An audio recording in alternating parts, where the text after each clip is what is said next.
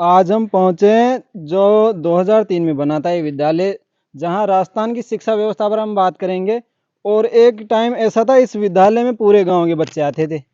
और अब देख सकते हैं आप कितनी संख्या बची है। जो यहाँ पे आसपास की ढाणियां हैं वहां से बच्चे भी नहीं आते। तो इन सब की क्या वजह है और क्या कारण रहे और किन के व्यवस्थाओं की कमी से इन बच्चों के संख्या में अभाव आया है, तो ये सब चीजें हम दिखाएंगे। और राजस्थान शिक्षा की क्या व्यवस्थाएं रही है उन सब के बारे में हम जानेंगे। हमारे साथ हैं यहाँ पे जो प्रधानाध्यापक है सूरजमल जी बेरवा, तो उनसे जानेंगे। और हमें यहाँ पे जो शिक्षा की व्यवस्थाओं में जो अभाव है उन सब के बारे में हम बताने वाले हैं। जी सर, नमस्कार। नमस्कार। तो सर, किन चीज़ों की कमी की वजह से यहाँ बच्चों की संख्या में कमी आई है?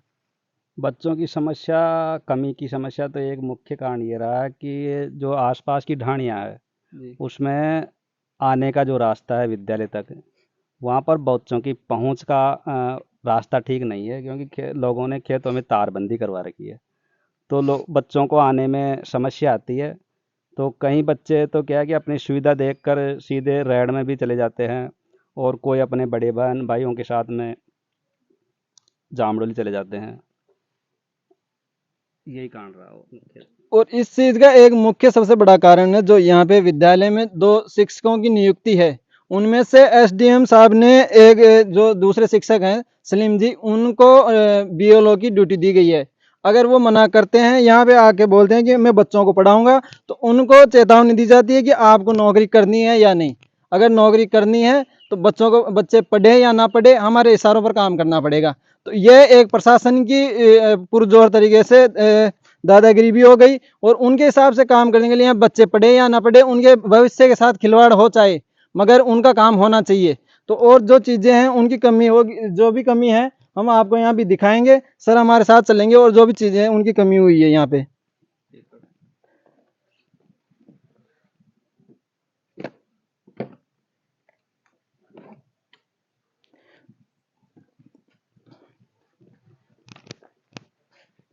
जो विद्यालय है राजकीय प्राथमिक विद्यालय तली गुजरान ढानी राइड का ये विद्यालय है। 2003 में ये बनवाया गया था। उसके बाद में प्रशासन की नज़र बिल्कुल नहीं है इस पे। और ये जो भी व्यवस्थाएं बनाई गई है, सर के विकलांग होने के बाद भी इन्होंने अपने जो दम पर पूरा ये व्यवस्थाएं बनाई हुई है, इनके हिसाब से इन्होंने मेंटेन कर रखा है ये सब।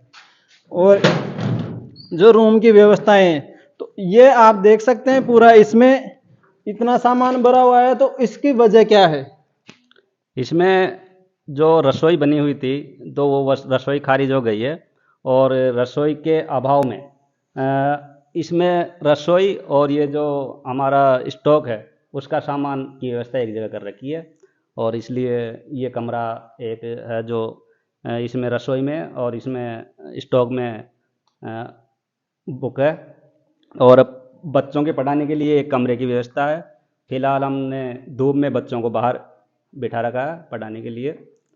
तो आपने इस विषय में रसोई के जो उसको मरम्मत के लिए किसी चीज़ के लिए जो यहाँ पे शिक्षा विभाग के उच्च अधिकारी हैं, उनको अवगत कराया इस मामले में?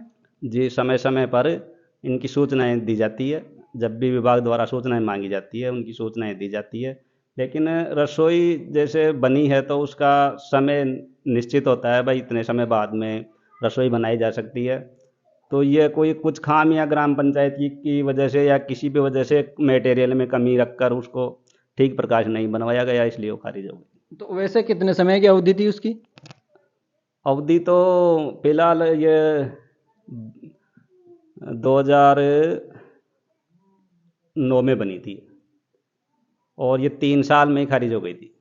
तो अभी तो 9 में बनी थी, 14 साल हो चुके हैं ना।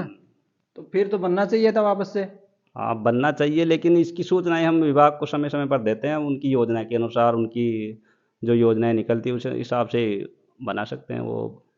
डायरेक्ट कांटेक्ट नहीं हुआ आपका किसी अधिकारी से? डायरेक्ट कांटेक्ट नहीं होगा। तो वो आप उनको अगर ऐसे सुनवाई नहीं हो रही तो डायरेक्ट कांटेक्ट करना चाहिए था आपको।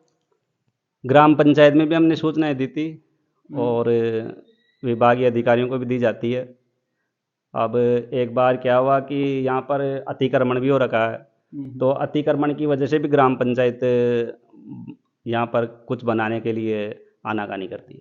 अच्छा अच्छा। तो जो चारों तरफ से जगह है उनको भीड़ दिया गया है, तो हाँ, जगह कम होने की वजह से हाँ। भी।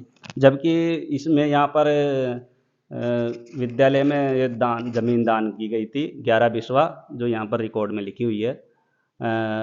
लेकिन क्या है कि जो ज़मीन देने वाले हैं उनके द्वारा ही इस पर अतिक्रमण किया हुआ है, इसलिए विभाग और ग्राम पंचायत दोनों इसमें थोड़ी सी बनाने में असमंजस में रहते हैं। ना तो जो यहाँ पे वो बना हुआ है रसोई परिसर, उसकी जगह तो वहीं पे है ना, हाँ वो थोड़ी कम हुई है। हाँ रसोई आने जाने का रास्ता भी है। हाँ रसोई के आने जाने का भी है और रसोई बनी हुई है, लेकिन रसोई को तोड़कर बनाने का प्रावधान है या नहीं है, वो क्या है कि विभाग के स्तर पर तय होता है।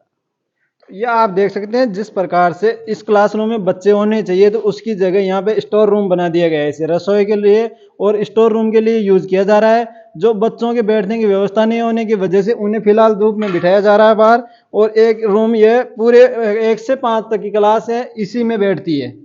जो आप देख सकते हैं पूरा पढ़ाई के लिहाज से एकदम बढ़िया सुसज्जित रूम है, मगर जो फिर भी ये व्यवस्थाएं कम है, और प्रशासन के द्वारा बार बार अवगत कराया जाने के बाद ही प्रशासन इन चीज़ों को, शिक्षा विभाग के उच्च अधिकारी इन चीज़ों को नज़रअंदाज कर रहे हैं। तो ये देख सकते हैं यहाँ पे ये ऑफिस कार्यालय है, जो आप देख सकते हैं बहुत अच्छा सुसज्जित तरीके से मेंटेन किया गया है सर के द्वारा। और जो ये चीज़ों का अभाव है, ये सब शिक्षा विभाग के अधिकारियों की लापरवाही की वजह से, उनका इन चीज़ों पे ध्यान नहीं देने की वजह से ये चीज़ें हैं। और जो यहाँ पे जो भी बात कर रहे थे रसोई की, तो वो हम दिखा देते हैं आपको। ये 2009 में बनाया गया रसोई घर था, इसकी क्या हालात हो चुके हैं, उसके बाद इसकी मरम्मत के लिए या किसी चीज़ के लिए सरकार उच्च अधिकारी द्वारा कोई ध्यान नहीं दिया गया। इसमें फिलहाल घास वगैरह उगी हुई है, जो आप देख सकते हैं यहाँ पे बिल्कुल। तो ये एक भ्रष्टाचार की कहानी है पूरी, सरकार द्वारा ध्यान नहीं दिया गया या कोई बजट पारित हुआ है उसे यहाँ तक पहुँचने ही नहीं दिया गया। ग्राम पंचायत द्वारा वो सब वहीं पे, उन ग्राम पंचायत के अधिकारियों तक ही वो सीमित रहता है, वहीं पे बढ़ जाता है। पूरा खंडर रसोई घर है। अब बताइए ऐसी चीज़ों पर किस तरह से यहाँ पे बच्चों के लिए खाना बनाया जाए, और किस तरह से इन बच्चों के बैठने की व्यवस्थाएं जो मेंटेन की जाए।